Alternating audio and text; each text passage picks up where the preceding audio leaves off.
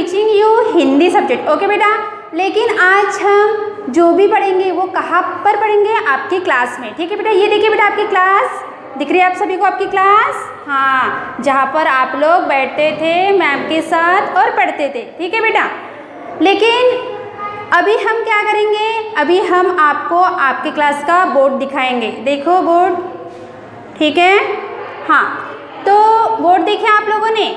चलो हम अभी बोर्ड की तरफ जाएंगे और देखेंगे आज का हमारा टॉपिक क्या है।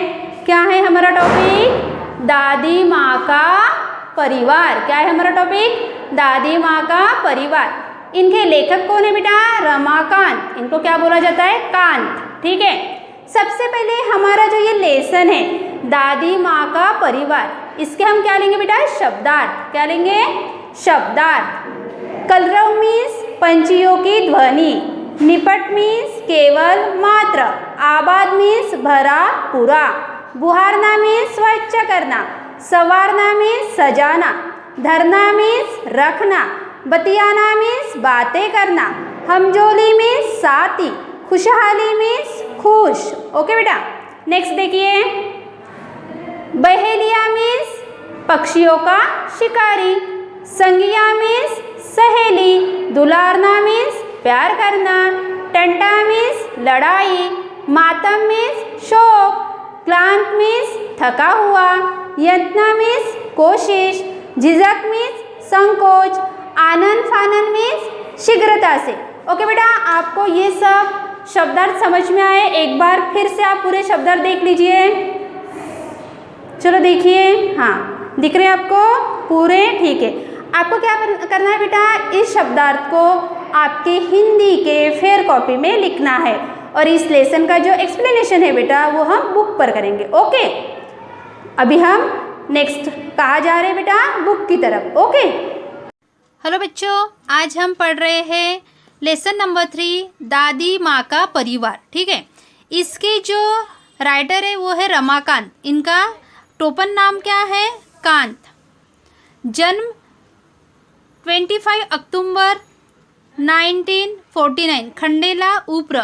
रचनाएं: एक तेरे बिना, सुनो कहानी, सरस बाल कथाएं, जंगल की कहानियाँ, परिश्रम का वरदान, सूझबूझ की कथाएं आदि। परिचय: रमाकांत जी की रचनाएं सुप्रतिष्ठित बाल पत्रिकाओं में प्रकाशित हुई है।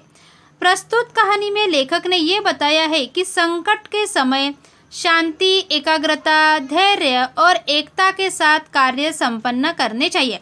मतलब हमारे जो ये राइटर है रमाकांत जी, इन्होंने क्या बताया है हमें कि अगर हमारे ऊपर किसी प्रकार की मुसीबत आती है तब हमें मुसीबत से डरना नहीं है। उस समय हमें हमारे मन में शांति बनाए रखना है, एकाग्रता रखना है, हिम्मत रखना है और एकता के साथ हमें हमारे कार्य संपन्न करने हैं।